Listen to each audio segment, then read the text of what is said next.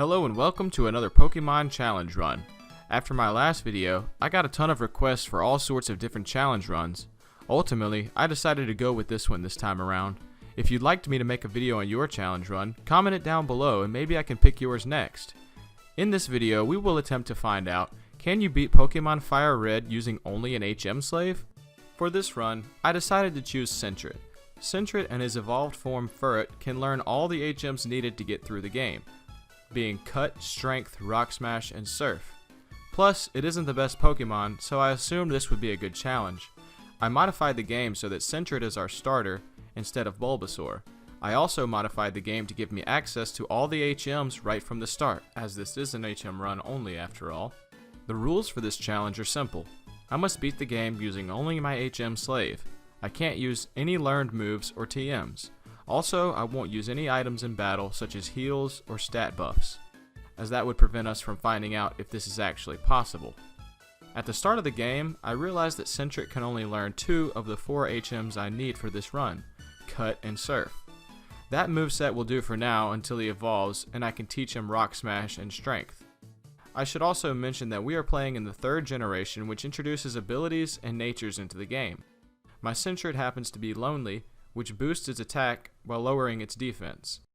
My Sentret also has the ability Keen Eye, which prevents it from losing accuracy due to moves like Sand Attack and Smokescreen. This is going to come in handy throughout the whole game because the lead-off Pokemon for my rival is the Pidgey line, which all know Sand Attack and will probably try to use it. Now it's time for our first important fight of the game against our rival, Goober. Now, ironically this one's optional, but I figure I better do it to go ahead and get the experience points. He has a Pidgey level 9 and a Charmander level 9. Now, the Pidgey's going to go down relatively easy, however, I did come here at a lower level than both of his Pokemon, so I really shouldn't have expected to win. After knocking out the Pidgey, I'm too low HP to finish off the Charmander with one hit, and he knocks me out with Scratch. After training up in the route below and getting myself an advantage of level 10, I come back and I face him off for the second time. This time, my cuts are doing good damage, and my Surf is able to womp Charmander down to nearly 1 HP. After a cut though, he goes down no problem. And our rival is defeated. Now it's time for the first gym fight of the playthrough, Brock. Now, you know this one's going to be easy because his Pokemon are 4 times weak to water, and I have a very strong water move like Surf early on. So both of his Pokemon are going to go down in 1 hit apiece, making that the easiest gym in the history of, well, fighting Brock, I guess, with a normal type. Next up is where the first surprise of the playthrough came into play. I actually learned that Sentret cannot evolve without the National Dex. And to get the National Dex, you need to beat the game. So what this looks like it means to me is we're pretty much stuck with Sentret for the rest of the game, because I heard that hacking in the National Dex can cause a lot of issues with your game, so I'm not going to risk it. We're just going to use this little guy for the entire game. If anything, it'll make it more challenging. However, I was relying on the evolution so that I could teach my HM slave Rock Smash and Strength, because Sentret cannot learn it. So with these newfound situations, you gotta improvise. I modified the game so that Strength and Rock Smash can be learned by our Sentret. Keep in mind, he normally can only learn these moves once he evolves, but since it's the same evolution line, I don't feel like it's cheap to add these moves to him now in order to complete the playthrough, because he's only going to be weaker in the long run since he's not going to evolve.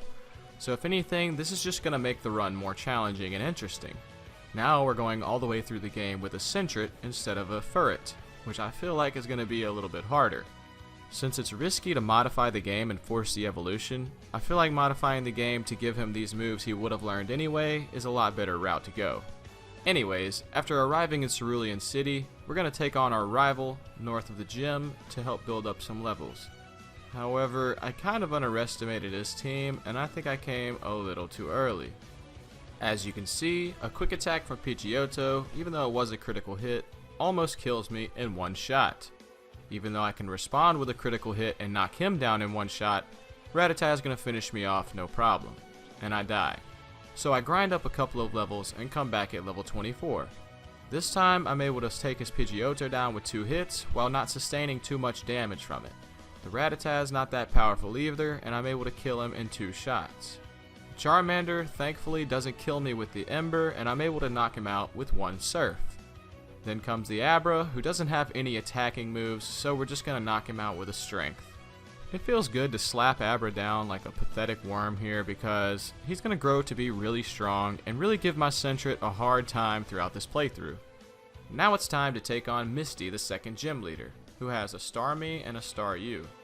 Now, I trained on the route to the north and felt like I was powerful enough to take it on, and it looked like it was going well until the Starmie uses Water Pulse, which hurts like crazy. After getting lucky enough to get the low damage rolls from Water Pulse, I survived with 8 HP, and I'm able to knock it out. And that's the second gym badge for our Sentret, and level 29 to top it off. Next up is the SSN. The only reason I go here is to collect a few levels and to take on our rival for the third time. And I don't need to get the HM for cut here, but I do it in case it's a trigger for the rest of the game. So, starting off with the rival, he leads off with Pidgeotto level 19. And by this point, we're level 33 and we have no trouble sweeping through his entire team. His Kadabra was the only one that scared me, but he doesn't have much defenses and he's going to go down. Now right here we see our Keen Eye coming into play as Charmeleon goes for a smoke screen, but it has no effect, allowing us to knock him out with one Surf easily. Next we have to come up here and rub the captain's back. Why, Game Freak? Why? Now that that's over, thank God, now it's time to take on Surge. His team is pretty easy for our Sentret here. Voltorb is going to go down with one hit, and Pikachu as well. Now, his Raichu had a chance to do some damage on me, but it actually chooses to use Double Team, which could have been a problem, but it turns out that we're going to hit right through it anyway.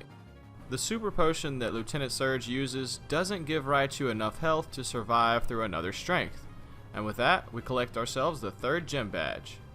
Here's the most awkward part of the run. I'm actually forced to catch an HM user to complete my HM only user run. That's right, Sentret can't learn Flash, and I don't feel like it's worth forcing him to learn because it's not a good move, and it's not going to help me. So, I'm forced to catch a Voltorb to be the HM slave for our HM slave. However, we only need him to get through this dark cave, and then we're good. We can store him in the PC forever.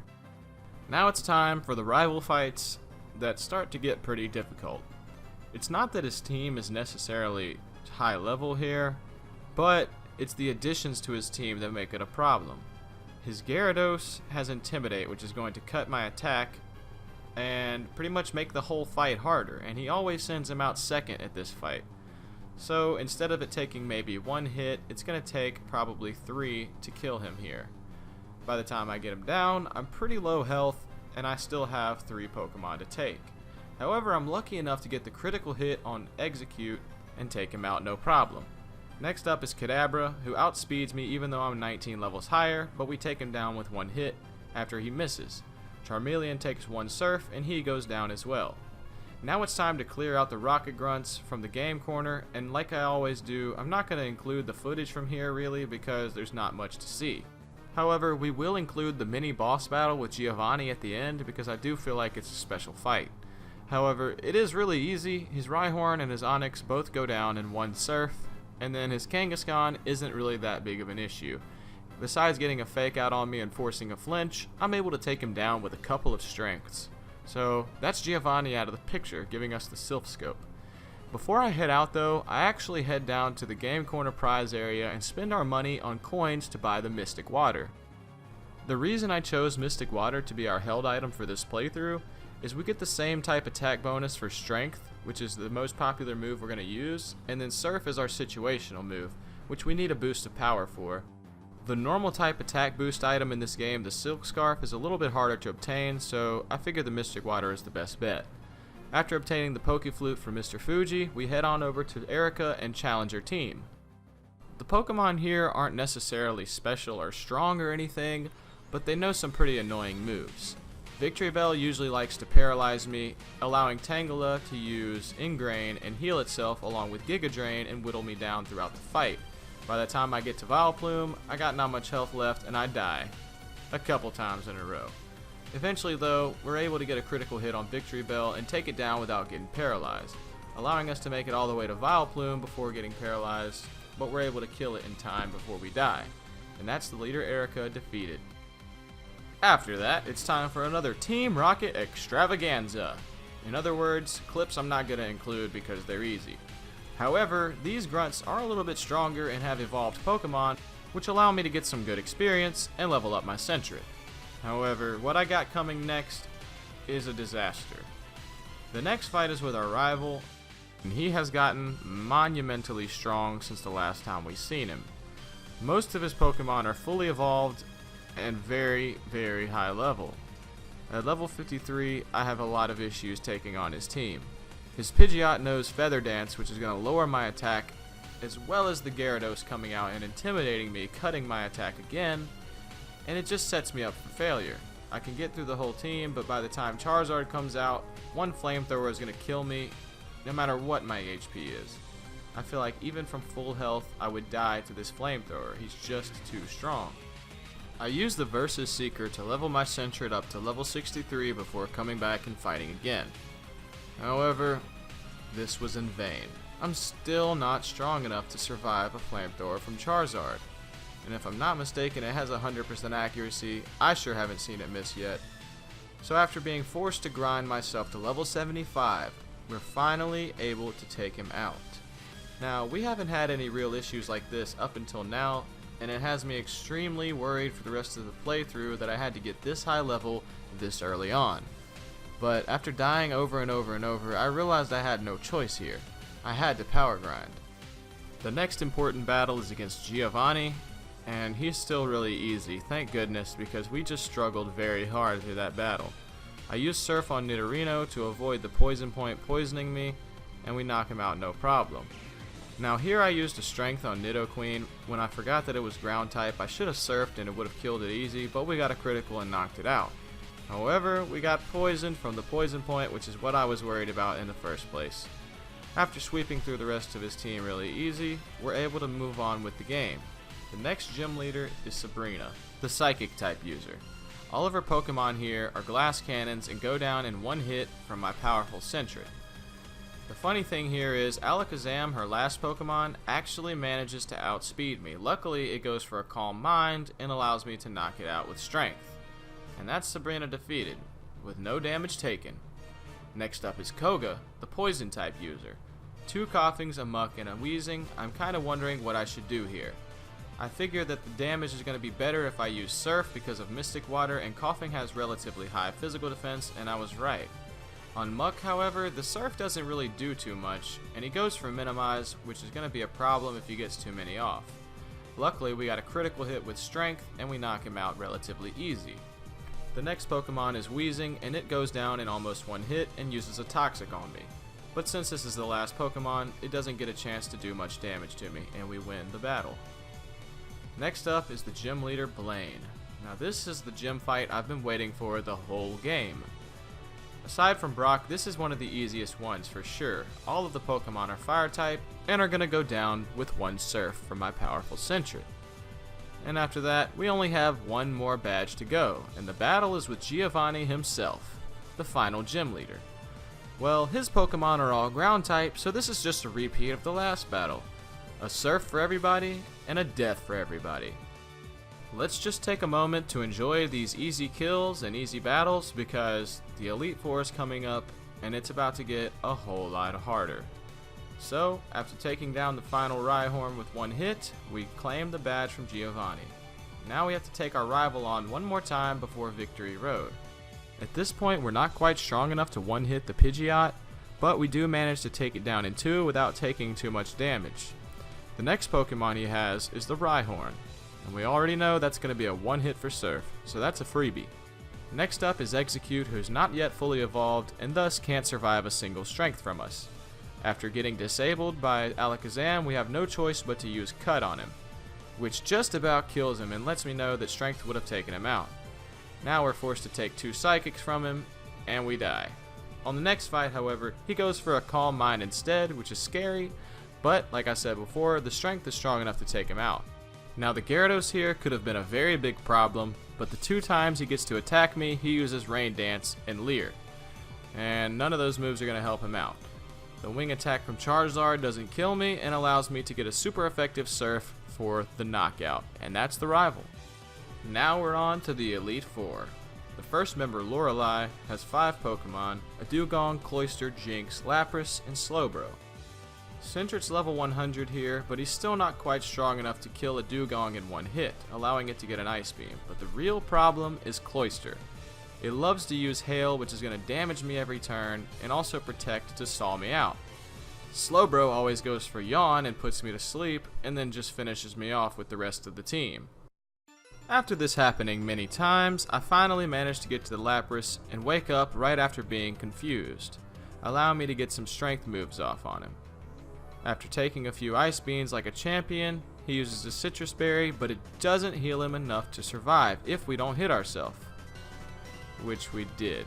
Now we get Ice Beam to 2 HP, and we break through the confusion, and we kill him. Next up is Jinx, who we outspeed and kill with 1 strength, winning the battle with just 2 HP left to spare. Now it's time for the fight with Bruno. Now you might be thinking this is one of the hardest fights for me, and you're right, it's definitely not easy. However, most of his Pokemon will go down in one hit until I get to Machamp. You see, Machamp is a 3rd stage evolution Pokemon, and as a result, he's really tanky with high stats. 1 strength is simply not going to knock him out, allowing him to use Bulk Up, which increases his attack and defense, and he eats a Citrus Berry.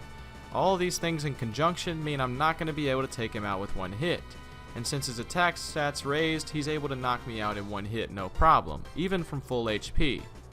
After I'm lucky enough for him to use his other move, Scary Face, which lowers your speed by 2 stages, I get to the Onix thinking I'm going to knock it out no problem, but now I'm slower than it, which allows it to get a double edge off on me and finish me off.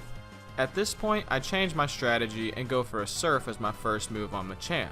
If I'm lucky, I don't knock him in the range of the Citrus Berry, and he also doesn't go for Bulk Up. This time, he goes for Rock Tomb and misses, which would have also lowered my speed and set me up for failure against Onix. However, I get the strength off on Machamp and knock him out, and this time I'm full HP. And being that my speed hasn't been lowered throughout the fight, I'm able to take Onix down with 1 Surf and still get away with full HP. Now it's time for Agatha. Not only does she have my arch nemesis Pokemon Gengar, she also has 2 of them. Her other Pokemon are really no problem, but these Gengars are so tricky. They're both faster than me, and they know moves like Double Team, Confuse Ray, and Hypnosis, which really make them a problem. The first one usually goes for Double Team first, and if I can hit him without missing, I'm able to take him down no problem. The Golbat usually survives with a Shred, and usually goes for Confuse Ray on me, and then gets full restored. Getting that full restore out of the way is kind of a good bonus. However, it doesn't help me too much when I start hurting myself in confusion. When the Arbok comes out, it lowers my attack with its Intimidate and makes it into an issue. But I managed to knock it out with a critical hit and move on to the next 2. These guys I only need Surf for, so I'm not thinking I'm in too bad of a position here yet, but then I see the Sludge Bomb damage, and it is hefty. And if Sludge Bomb doesn't do a lot, it also has a pretty high poison rate. Gengar is also holding a Citrus Berry, making it extra tanky and making it able to survive 2 Surfs. Also, it outspeeds me, so another Sludge Bomb will always kill me. When I fight against Arbok, if I don't get the critical and knock it out, the Screech will lower my defenses, which is also a big issue. Because if Gengar doesn't put me to sleep with Hypnosis, it's going to use Sludge Bomb, and since it's a physical attack in this generation, it's going to hurt me extra bad. So I died here countless times. Countless times indeed. Probably at least 30 to 40 times. But after getting the right fight and the right circumstances, I make it to the final Gengar, and it gets full restored. But I'm still full health because of lucky criticals throughout the fight, and I'm able to take it down in 2 shots. Next up is the Haunter, who I thought would die in 1 Surf, being that he's not evolved, but he lives with a Shred. Ironically, he finishes himself off with Curse, and wins me the battle. I don't know why I would choose to go for that move. You'd think AI would know better than to use it with no other Pokemon in the party, but hey, after all I went through, I'll take a freebie when I can get one. Next up is Lance, the Dragon-type user, making an appearance here in the Elite Four yet again. And this time, instead of 3 Dragonites, he's got 2 Dragonairs and a Dragonite. However, that small handicap isn't going to help us very much. His first Pokemon is Gyarados, and as you know, Gyarados has Intimidate, which is going to cut my attack stat before we even get the fight started. 2 strengths only knocks it into full restore range, and by this time I've been hit by 2 Dragon Rages and a Bite. My health is already below half on the first Pokemon, and it is not looking good. Aerodactyl here is faster than me and often goes for Ancient Power, which can boost its stats. Luckily it doesn't here. Even though this fight is going horribly, I did learn something very important. A critical hit can actually one-shot the Dragonite from full HP. Even with this good luck though, I'm still too low HP to take any attacks from the Dragonairs that are left, let alone a Hyper Beam. After a couple more fights and a couple more deaths in all sorts of ways, I'm really starting to wonder if this is possible. I decide to try something new and I go for a Rock Smash on Gyarados to lower his defenses. This actually turns out to be really good because now I can kill him in 3 turns instead of 4 to 5, and that extra health I save is going to make a big difference. Now we can move on to Aerodactyl, who happens to survive a Surf and then get full restored to full health. However, the next Surf, we get the best damage roll we can and we knock it out in 1 hit. Now I still have a Dragonite to deal with 92 health and it's not looking too good, but I managed to get that magical critical and knock him out in 1 shot. Now all I have to do is get through these Dragonairs and we can win the fight. They're a lot weaker than Dragonite, but they still know moves like Hyper Beam, which are dangerous. The first one goes for Safeguard, allowing me to get another hit off on it and take it out. The next one comes out and I'm really nervous about what it's going to do, but it goes for Thunder Wave. After that, I'm slower and I'm worrying that I don't get the paralysis roll, and luckily we break through. We get the strength off and survive the outrage, and we win the battle. It only took like 30 tries. Next up is the final battle in the game. The fight is against our rival Goober, who has become the champion of the entire region. His first Pokemon, Pidgeot, is already starting out at level 59, and 1 Aerial Ace from it nearly halves our health. But with 2 shots, we managed to take him down. The next Pokemon, Alakazam, is faster than us and hits us incredibly hard with Psychic. Now we're down to 26 health, and we only have 2 Pokemon killed. Next up is Executor, who we use Strength on, and luckily it misses the Egg Bomb. Now we're able to take it out, and we only have 3 more to deal with, but we're still only 26 HP. The next Pokemon, Rhyhorn, is going to go down from a Surf because he's 4 times weak to it. So that's another freebie in the bag. And now, our best friend Gyarados comes out to lower our attack stat once again. This is the biggest problem that we have. Now we have no health and there's no way we can kill it. I don't even think a critical is going to knock it out. After barely putting a dent in it with strength, it takes us to our grave with a Hydro Pump. On the next fight, we face some new challenges. Executor uses Leech Seed and Sleep Powder and absolutely destroys us.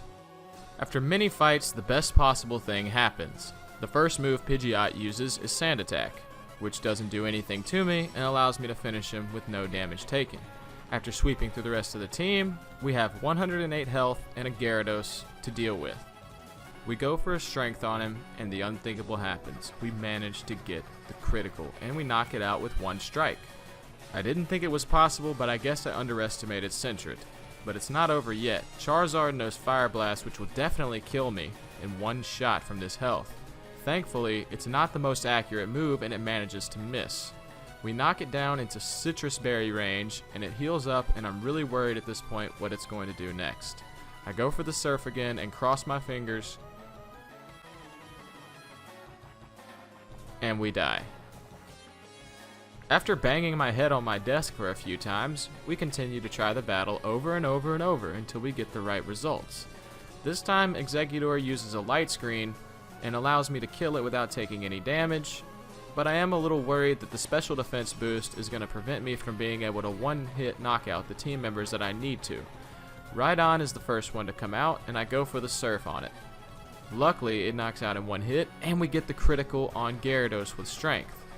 All we have to do now is take out this Charizard. The first Fire Blast misses, and we use Surf. A critical hit would kill him here, but of course we just can't get it. It knocks it down into Citrus Berry range like always, and now we need 1 more hit to win. By the power of Arceus, he misses another Fire Blast, and we get the Surf off.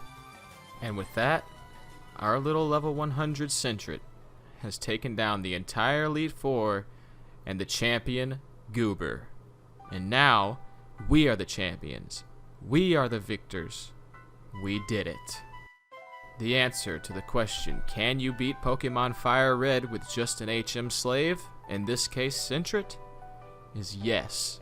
And you can do it without using any items in battle. My name is Chilln Play, and thank you guys so much for watching. Don't forget to leave the video a like and subscribe if you want to see more of these types of videos. Also, don't forget to leave a comment and tell me what type of challenge you want to see next. Who knows? I just might take it. Have a good life. Bye-bye.